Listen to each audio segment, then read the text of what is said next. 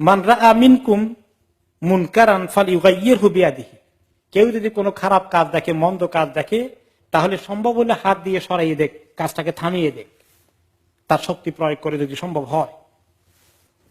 Fine লাম ইয়াস্তাতি ফাবিলিসানিহি, তার হাত দ্বারা সরানো সম্ভব না, ফিজিক্যালি পারা যাচ্ছে না, তাহলে জবান দ্বারা বুঝাক যে ভাই এই কাজটা করো না, এটা গুনাহ, বুঝাই দেখ। ফাইন লাম ইয়াস্তাতি ফাবিকলবি, এখন বলে যদি মুখে বলে তাহলে তো সর্বনাশ, তাহলে তার জীবনের নিরাপত্তাও থাকবে না, মুখে বলা যাচ্ছে না, এত মারাত্মক পরিস্থিতি হয়ে গেছে, তাহলে কমপক্ষে অন্তর দিয়ে ঘৃণা করতে হবে। ওয়াযালিকা আযআফুল ঈমান, অন্তর দিয়ে ঘৃণা করা খুব মজবুত ঈমানের পরিচয় নাকি? কিরকম ঈমানের পরিচয়? একেবারে দুর্বলতম ঈমান। এখন আমরা মনে করে নিয়েছি যে মুখে হাত দিয়ে করা তো শক্তি নাই, মুখ দিয়ে করারও একটু বেকায়দা লাগে, অন্তর দিয়ে করি। তিনটা তো আল্লাহ তাআলা লেভেল দিয়েছেন, একটার মধ্যে তো আসি। এখন একটার মধ্যে, যেটার মধ্যে থাকলাম সারা জীবন, সেটা কি? অন্তর দিয়ে ঘৃণা করা, দুর্বল ঈমান।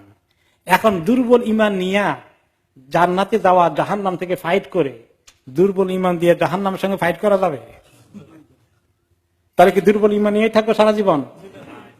এখন মুসলমানদের মধ্যে শক্তিশালী ঈমানের পরিচয় দিচ্ছে বেশি লোক, না দুর্বল ঈমানের পরিচয় দিচ্ছে বেশি লোক?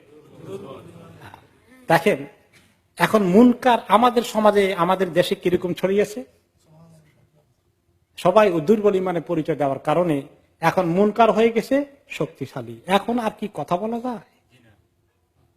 তো যখন এরকম পরিবেশ হয় নাই, তখন আমরা দায়িত্ব না পালন করার কারণে মুনকারের শক্তি অনেক বেড়ে গেছে।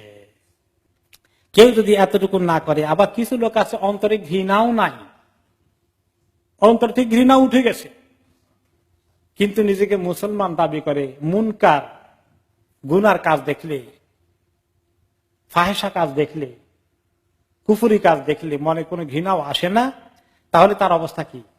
ওয়ালাইসা ওয়ারাআ যালিকা মিনাল ঈমান হাব্বাতু খারদাল, তাহলে সরিষা পরিমাণ ঈমানও তার অন্তরের মধ্যে নাই। Finished everything. এই লোকটা খামাখা মুসলমানের দাবি করছে, তার অন্তরে ঈমান নাই। যে ব্যক্তি মুনকার কাজ দেখলে অন্তরে ঘৃণা আসে না,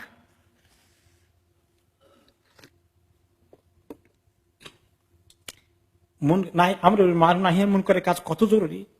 নবী করিম সাল্লাল্লাহু আলাইহি ওয়াসাল্লাম সেই বিষয়ে হাদিস একদিন বললেন, ওয়াল্লাযী নাফসি বিয়াদিহি লা তা'মুরুন্না বিল মা'রুফ ওয়া লা তানহাউন্না আনিল মুনকার, আল্লাহর কসম যার হাতে আমার জান, তোমাদেরকে অবশ্যই অবশ্যই আমর বিল মা'রুফ নাহি আনিল মুনকারের কাজ করতে হবে তোমাদেরকে। আও লা ইউশাক্কান্নাল্লাহু আন ইয়াবআসা আলাইকুম ইকাবা মিন ইনদিহি, তা না হলে আল্লাহ তাআলা যদি এই কাজ ছেড়ে দাও, মন্দ কাজের জন্য লোকদেরকে থামাও না, ভালো কাজের দিকে ডাকো না, এই অবস্থার জন্য আল্লাহ তাআলা তখন তোমাদের কাছে কি আযাব পাঠিয়ে দিবেন, আযাব। সুম্মা লা তাদউন্নাহু ফালা ইস্তাজিবু লাকুম, তখন আল্লাহর আযাব এসে গেলে আল্লাহর কাছে খুব দোয়া করবে যে আল্লাহ আযাব দূর করে দেন, মুসিবত দূর করে দেন, কিন্তু আল্লাহ দূর করবেন না।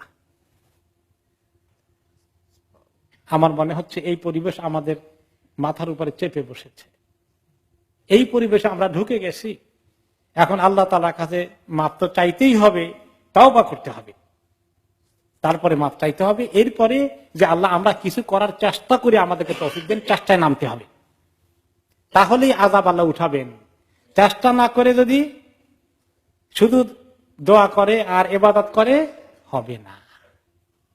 আর কি হাদিস এসেছে এই বিষয়ে, এক কওমের মধ্যে খুব এরকম মুনকার চর্চা হচ্ছে, গুনাহ খাতা সমাজে ছড়িয়ে গেছে রন্ধ্রে রন্ধ্রে, আর এই কারণে লোকগুলো আযাবের উপযুক্ত হয়ে গেছে। তখন আল্লাহ তাআলা হুকুম করলেন, ফেরেশতাকে যাও ওই জায়গাকে হালাক করে দিয়ে আসো, গজব নাযিল করে দিয়ে আসো, সবগুলো ধ্বংস করে আসো। ফেরেশতা আসলেন, এসে দেখলেন যে একটা লোক দেখা যায় খুব আল্লাহওয়ালা, সারাদিন আল্লাহকে ডাকে। তাকে দেখে গিয়ে বলেন যে আল্লাহ, এই জায়গায় এমন একজন বুজুর্গ লোক পেলাম, খুবই আল্লাহওয়ালা, সারাদিন আপনার ফিকিরের মধ্যে আছে, তাকে, সেও তো ওখানে আছে, এই বেচারাকে কেমনে হালাক করি আল্লাহ? আল্লাহ তাআলা বলেন তাকে দিয়েই শুরু করো। কেন? বলে সে তো আমার ইবাদত করেছে ঠিকই, আমার দিনের বিরুদ্ধে এত দুশ্মনী হয়েছে, তার চেহারার মধ্যে একটু কষ্ট ফুটে উঠে নাই, তার দিনে কষ্ট আসে নাই, আমার দিনের এত দুশ্মনী হয়েছে, এত মুনকার চর্চা হয়েছে, কাজে তাকে দিয়ে শুরু কর। শুধু আল্লাহওয়ালা হলে হবে? আল্লাহওয়ালা হওয়া লাগবে, ইবাদত করতে হবে, আর আল্লাহ তাআলার আমর বিল মারুফ নাহি আনিল মুনকারের কাজটা করতে হবে। এই কাজ আল্লাহ আমাদেরকে দিয়ে করাবে না ফেরেশতা নাজিল করবেন? আমাদেরকে দিয়ে।